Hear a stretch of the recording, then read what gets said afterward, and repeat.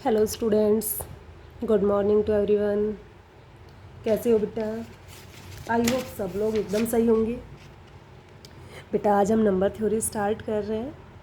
ठीक है, number theory में घुसने से पहले बेटा हम प्रिंसिपल ऑफ मैथमेटिकल इंडक्शन के बारे में बात करते हैं।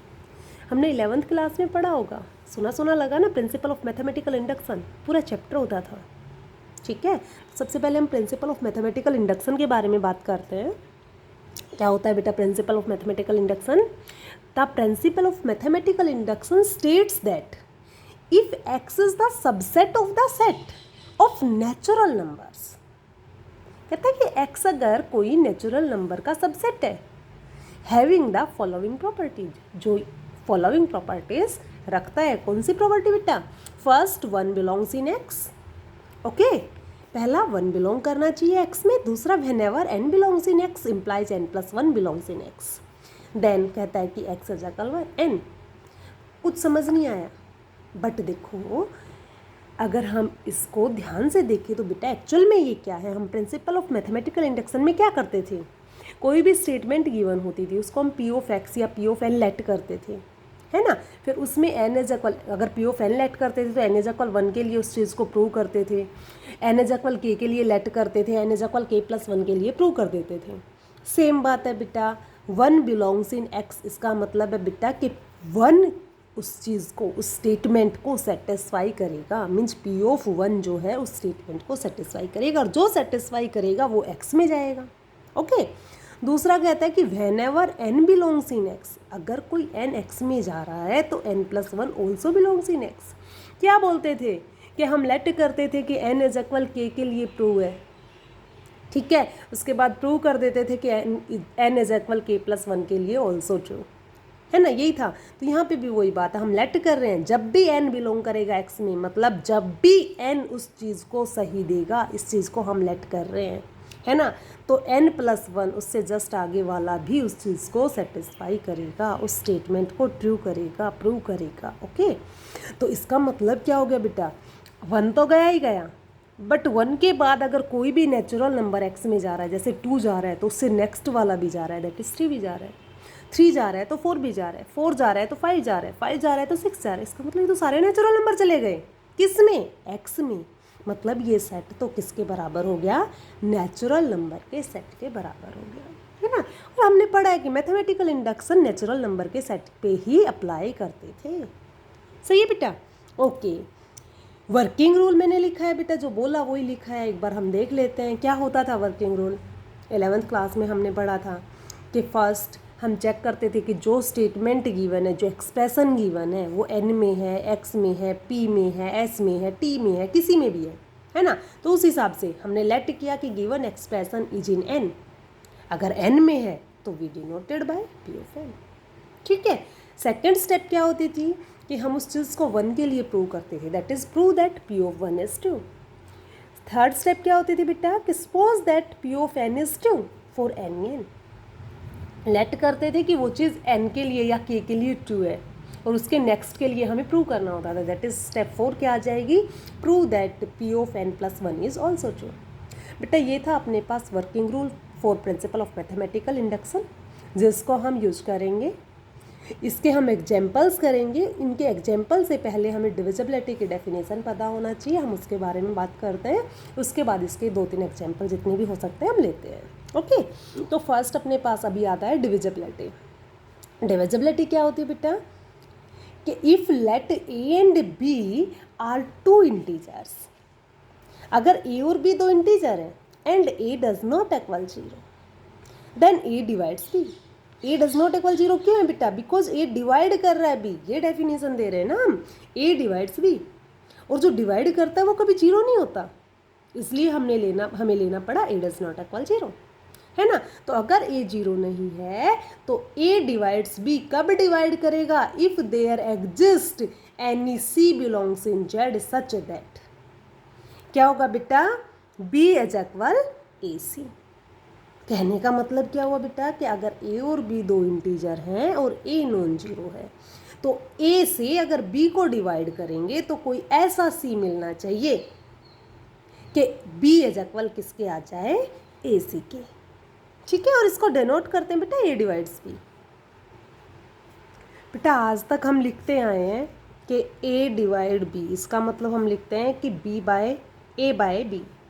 इसका मतलब हम लिखते हैं कि फॉर एग्जाम्पल, या फिर कि जो ए है उसको बी डिवाइड कर रहा है। बट ऐसा कुछ नहीं होता बेटा, A divides B does not equal A by B. देखो मैं क्या बोल रही हूँ, A divides B means A B को डिवाइड कर रहा है ना, ए बी को डिवाइड कर रहा है, इसका मतलब ए इज द डिवाइजर। ओके, तो आज के बाद अब हम बड़े बच्चे हो गए बेटा, हम ए डिवाइड्स बी को इस तरह से, ए डिवाइड्स बी को तो इस तरह से लिखेंगे, बट उसका मतलब ये नहीं होगा कि ए बाई बी। ठीक है, इन जनरली हमें याद रखना है। ओके, इसके कुछ एक एग्जाम्पल हम ले लेते हैं बेटा। देखो एग्जाम्पल हमने लिखा कि 4 डिवाइड्स 24। हम कहते हैं कि 4 24 को डिवाइड करता है। कैसे करता है, हमें कैसे पता 24 को डिवाइड करता है? बिकॉज बेटा हमें 6 ऐसा मिला कि 24 इज इक्वल हो गया 4 × 6। उसने यही तो बोला था कि ए बी को डिवाइड करेगा अगर कोई सी मिल जाए और वो बी इज इक्वल ए सी दे। तो ए की जगह 4 आ गया, बी की जगह 24 आ गया, तो 24 इज इक्वल 4 × 6, मतलब b is equal a × c. That is 4 divides 24। But 4 does not divide 25। क्यों? Because there does not exist any integer c such that 25 is equal 4c। कोई ऐसा इंटीजर मिलता है कि 4 को मल्टीप्लाई करे और 24 दे दे? नहीं मिलता। That is 4 does not divide 24। देखो बेटा मैंने ये कट कर रखा है यहाँ पे, इसका मतलब ये डज नॉट डिवाइड्स का सिंबल है। ओके, दूसरा कहता है कि ऑल्सो -4 डिवाइड्स 28।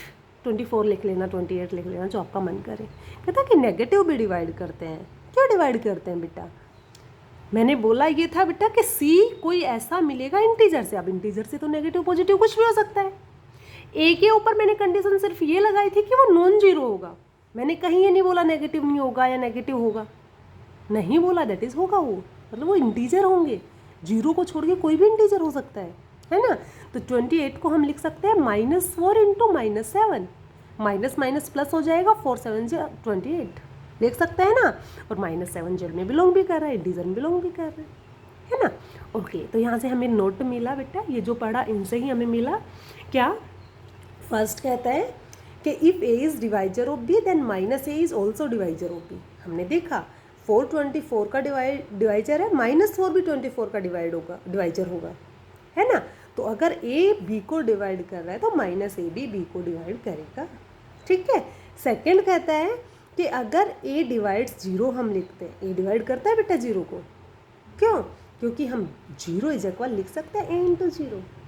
c के लिए मैंने ये बोला था कि c बिलोंग करेगा इंटीजर में। c के लिए मैंने ये नहीं बोला कि वो 0 नहीं होगा। मैंने सिर्फ a के लिए, डिवाइड करने वाले के लिए बोला था कि वो 0 नहीं होगा, और a हमने नॉन जीरो लिया, है ना। तो नॉन जीरो। अच्छा, यहाँ पे एक कंडीशन ये और दे देना कि where a does not equal 0। Okay. अब कहता है कि 1 डिवाइड से, अरे 1 तो सबको डिवाइड करता है ना, 1 तो सबको डिवाइड करता है। बिकॉज a इज इक्वल हम लिख सकते हैं 1 × a। सही है। a डिवाइड से बेटा कोई भी अपना नंबर अपने आप को डिवाइड करता है ओबियसली, है ना। बिकॉज हम a को लिख सकते हैं a × 1। ठीक है। हाँ, a नॉन जीरो होना जरूरी है बेटा, क्योंकि डिवाइड ए से कर रहे हैं तो ए नॉन जीरो होना जरूरी है। लिख दिया मैंने साथ में, here a does not equal 0। Okay. इसके बाद आता है बेटा प्रॉपर डिवाइजर। डिविजिबिलिटी हमने पढ़ी, डिवाइजर के बारे में हमें पता चला यहीं से। अब हम बात करते हैं प्रॉपर डिवाइजर कैसे कैसे होते हैं बेटा। Proper divisor and improper divisor. First we take proper divisor, second improper divisor. Okay. तो प्रॉपर डिवाइजर क्या होता है? The non zero number A is said to be proper divisor of B. A जो है वो प्रॉपर डिवाइजर होगा कब? If A divides B. पहली बात तो डिवाइड करेगा बी को, भाई डिवाइड करेगा तभी डिवाइजर बनेगा। अब उसको बनना है प्रॉपर। तो दूसरी कंडीशन वो कहता है कि ए ना तो +-1 के बराबर होगा, ना +- b के बराबर होगा। ठीक है।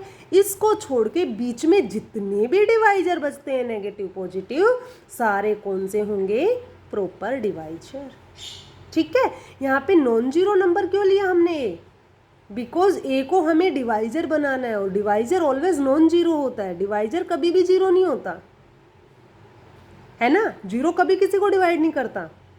ओके तो एग्जाम्पल अपने पास हमने लिया, जैसे कि प्रॉपर डिवाइजर ऑफ 12 में बात करूँ तो डिवाइजर कौन होते हैं, पहली बात तो 12 के डिवाइजर कौन होते हैं, +-1 +-2 +-3 +-4 +-6 +-12 है ना, उनमें से मुझे चाहिए प्रॉपर डिवाइजर। तो किसको छोड़ना है, +-1 और +-b, बोले तो +-12 को।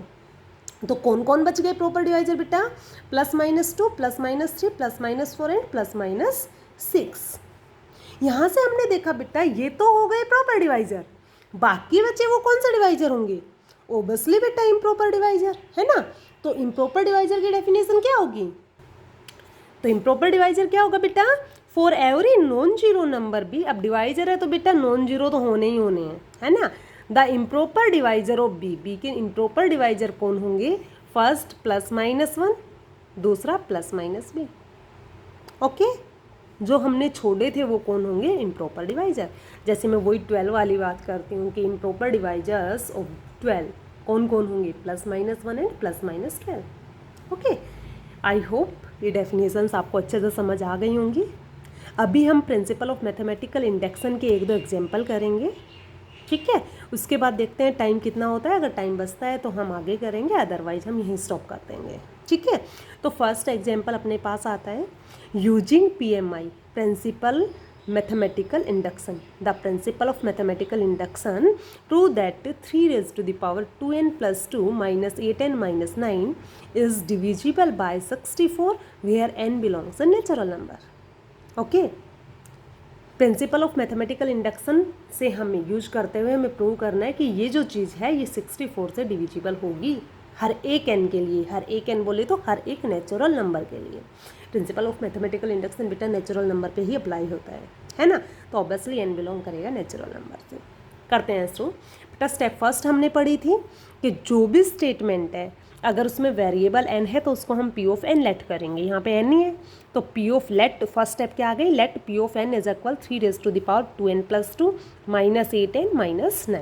ओके सेकेंड स्टेप क्या थी, उस चीज़ को हम 1 के लिए प्रूव करेंगे, तो मैंने P ऑफ 1 लिया, जहाँ भी n है वहाँ पे 1 रिप्लेस किया, तो 3⁻2 इंटू n था, 1 आ गया +2 -8 इंटू 1 -9 है ना, 3⁻2 + 2 4 हो गया, -8 -9, 3⁻4 सबको पता है बेटा 81 होता है, -8 -9 दैट इज़ कितना बच गया 64, और 64 को डिवाइड करता है, हमने पीछे पढ़ा था a डिवाइड से, where a does not equal 0, तो 64 0 तो है ही नहीं, इसका मतलब 64 को डिवाइड करेगा, that is this statement is true for n is equal 1।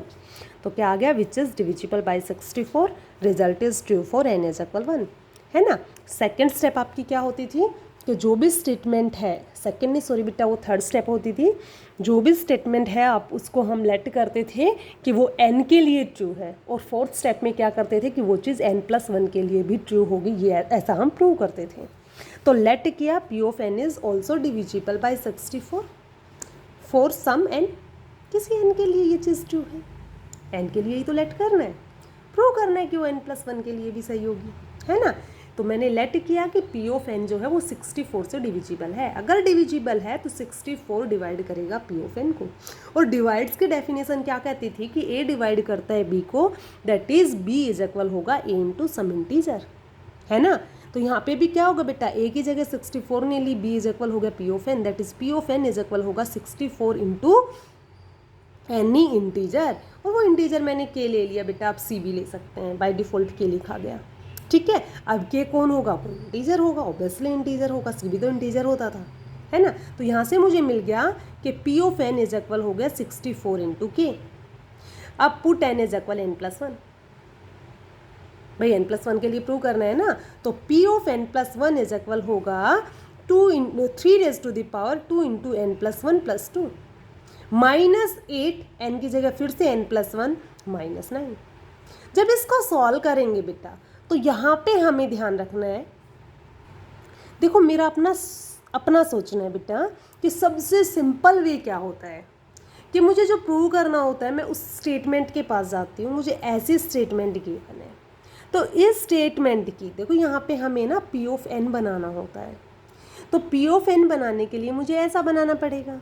तो मैं इसकी फर्स्ट टर्म को पकड़ती हूँ, सॉरी बेटा, इसकी फर्स्ट टर्म को पकड़ती हूँ और उसके बाद और बाकी वालों को अपने आप ले आते हैं।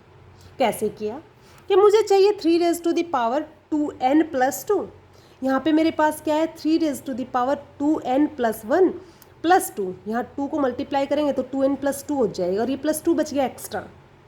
और बेटा पावर तो स्प्लिट हो जाती है ना, बेस सेम हो तो, है ना।